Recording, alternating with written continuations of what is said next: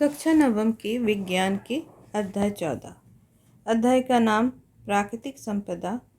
आज हम लोग इस अध्याय के अभ्यास के प्रश्नोत्तर देखेंगे। सबसे पहले हम लोग देख रहे हैं प्रश्न 1। पहला प्रश्न, जीवन के लिए वायुमंडल क्यों आवश्यक है? उत्तर, जीवों के लिए वायुमंडल बहुत आवश्यक है। यही हमारे जीवन का आधार है। वायु में नाइट्रोजन, ऑक्सीजन, कार्बन डाइऑक्साइड और जल वाष्प नामक घटक है। ऑक्सीजन प्रत्येक जंतु के लिए जरूरी है। जो स्थल पर रहते हैं वे श्वसन के लिए इस वायु से प्राप्त करते हैं।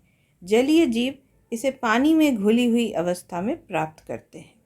यूकैरियोटिक कोशिकाओं तथा प्रोकैरियोटिक कोशिका को ग्लूकोज अणुओं को तोड़ने तथा उससे ऊर्जा प्राप्त करने के लिए ऑक्सीजन की आवश्यकता होती है।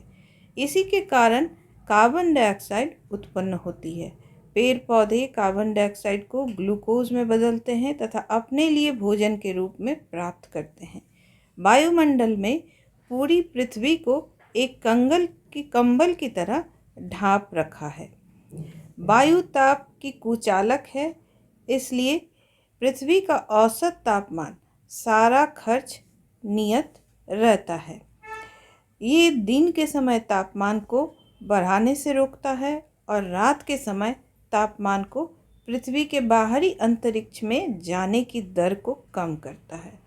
वायुमंडल में जल वाष्प बनने और हवा बहने की क्रिया होती है। तो इसीलिए हम लोग देख रहे हैं कि जीवन के लिए वायुमंडल क्यों आवश्यक है। इसके बाद हम देख रहे हैं प्रश्न 2। जीवन के लिए जल क्यों अनिवार्य है? उत्तर, जीवन की उत्पत्ति सर्वप्रथम सागर के जल में हुई थी। सागर के जल में जीवन की उत्पत्ति नील हरे शैवाल तथा साइनोबैक्टीरिया नामक जीवों के रूप में हुई।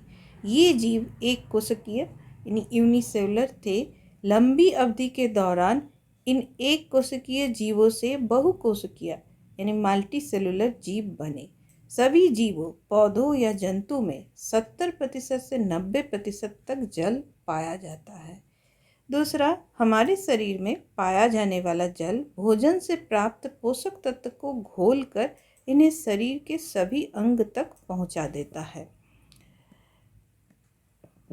तीसरा, जल स्वेदन तथा वाष्पन की प्रक्रिया द्वारा मानव शरीर के ताप को नियंत्रित करता है।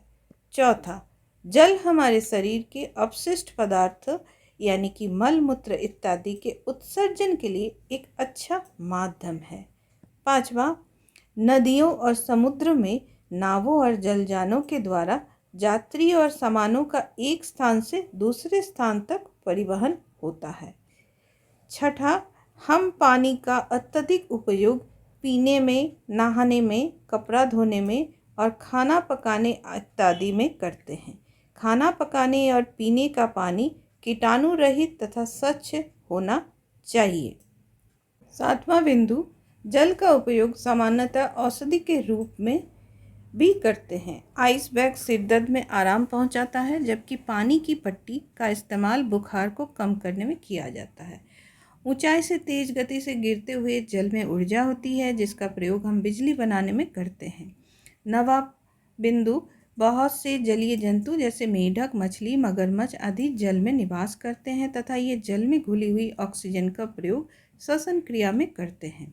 10वीं बिंदु, बहुत से जलीय पौधे भी जल में पाए जाते हैं तथा जल में घुली हुई कार्बन डाइऑक्साइड का उपयोग प्रकाश संश्लेषण की क्रिया के लिए करते हैं। 11वां, कृषि के लिए भी जल अत्यंत महत्वपूर्ण है। पौधे पानी के बिना वृद्धि नहीं कर सकते हैं। न केवल हमें फसल उगाने के लिए एक बड़ी मात्रा में पानी की आवश्यकता पड़ती है, बल्कि एक देश का कृषि उद्योग वहां उपस्थित जल स्रोत पर निर्भर होता है। पौधे प्रकाश संश्लेषण की प्रक्रिया में जल की अधिक मात्रा में प्रयोग करते हैं। 12वां, जल पेड़ पौधों में खनिजों तथा अन्य पोषक तत्वों का परिवहन करने के लिए एक माध्यम का काम करता है। 13वां बिंदु, जल पौधों के अंकुरन तथा पौधों की वृद्धि में सहायता करता है। प्रश्न 3, जीवित प्राणी मृदा पर कैसे निर्भर है? क्या जल में रहने वाले जीव संपदा के रूप में मृदा से पूरी तरह स्वतंत्र है? उत्तर, जीवित प्राणी मृदा पर ही निर्भर करता है। मृदा में उत्पन्न पेड़ पौधों से अपना खाद्य प्राप्त करता है। जीवन यापन के लिए सभी आवश्यक तत्व इसी से प्राप्त करता है और भोजन के तत्व पर के रूप में प्राणियों के जीवन के आधार बनते हैं। प्राणी में रहने वाले जीव संपदा के रूप में मृदा से पूरी तरह स्वतंत्र नहीं है। ये जल में उगे पादपों को खाते हैं या उन पर आधारित अन्य प्राणियों को खाकर जीवित रहते हैं। प्रश्न 4, आपने टेलीविज़न पर और समाचार पत्र में मौसम संबंधी रिपोर्ट को देखा होगा। आप क्या सोचते हैं कि हम मौसम के पूर्वानुमान में सक्षम हैं? उत्तर, मौसम संबंधी जानकारियाँ लंबी और गहन वैज्ञानिक जानकारियों पर आधारित होती है। दूर आकाश में स्थित सैटेलाइट पृथ्वी पर सदा अपनी दृष्टि जमाए रहते हैं तथा वातावरण की जांच करने में वैज्ञानिकों की सहायता करते हैं। वायु के दबाव, फटने तथा समुद्र में उत्पन्न चक्रवातों की सूचना प्रदान करते हैं। मानसून आने से पहले ही इनसे अनुमान हो जाता है कि किसी वर्ष वर्षा की स्थिति कैसी होगी। इससे कृषि संबंधी नई योजनाएं बनाई जाती है। समुद्र तटों पर रहने वाले को तरह तरह के खतरों की पूर्व सूचना दी जाती है। प्रश्न 5, हम जानते हैं कि बहुत सी मानवीय गतिविधियां वायु, जल एवं मृदा के प्रदूषण स्तर को बढ़ा रही है। क्या आप सोचते हैं कि इन गतिविधियों को कुछ विशेष क्षेत्र में सीमित कर देने से प्रदूषण के स्तर को घटाने में मदद मिलेगी? उत्तर, हाँ। बहुत सी मानवीय गतिविधियों कुछ विशेष क्षेत्र में सीमित कर देने से प्रदूषण के स्तर को घटाने में सहायता मिलेगी। उदाहरण के लिए आबादी वाले क्षेत्र से अलग उद्योगों की स्थापना कुछ हद तक प्रदूषण नियंत्रित करेगा। इन उद्योगों के कारण हो रहे प्रदूषण के कारण जल संसाधन, कृषि भूमि तथा उपजाऊ भूमि आदि दूषित नहीं होगा। प्रश्न 6, जंगल वायु, मृदा और जलीय स्रोत की गुणवत्ता को कैसे प्रभावित करते हैं? उत्तर, जंगलों की भूमि तथा वर्षा में गहरा संबंध है। यदि वृक्षों को काटने की दर उनकी वृद्धि से अधिक हो जाए तो वृक्षों की संख्या कम हो जाती है और वो क्षेत्र धीरे धीरे रेगिस्तान भी बन सकता है। जंगल सदा वायु, मृदा और जलीय स्रोत को सीधा प्रभावित करते हैं। वृक्ष बाष्पन क्रिया से बड़ी मात्रा में जल मुक्त करते हैं।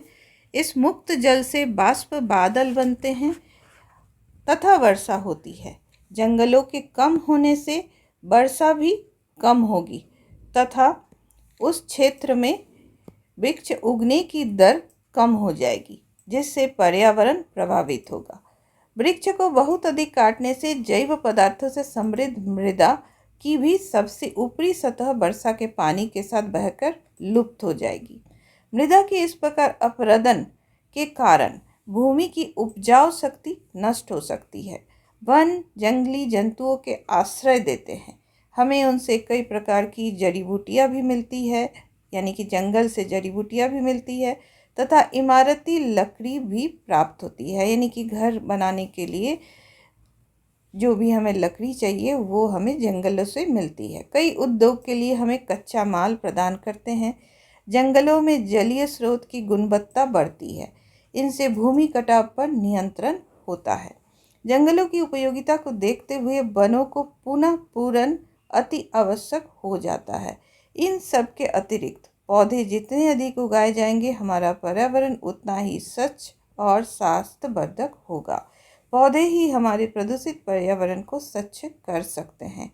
हवा, मृदा और जलीय स्रोत जंगलों से सीधा तौर पे संबंधित है।